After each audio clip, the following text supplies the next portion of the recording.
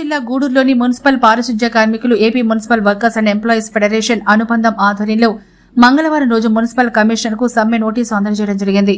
మే 20వ తారీఖున జరిగే దేశవ్యాప్త సార్వత్రిక సమ్మెకు సంబంధించిన కార్మిక వర్గాన్ని బానిసలుగా మార్చే 4వ లేబర్ కోర్సును రద్దు చేయాలని, కాంట్రాక్ట్ అవుట్సోర్సింగ్ కార్మికులను పర్మనెంట్ చేయాలని, గత 17 రోజుల సమ్మెకాలపు ఒప్పందాలకు జీవోలు జారీ చేయాలని, వయోపరిమితి 62 ఏళ్లకు పెంచాలని, రిటైర్మెంట్ బెనిఫిట్స్ గ్రాట్యుటీ పెంచాలని, యాప్కోస్ ప్రైవేట్ ఏజెన్సీలకు అనుమతించవద్దని, మున్సిపల్ పారిశుధ్య ఇంజనీరింగ్ కార్మికులను పర్మనెంట్ చేయాలని, 12వ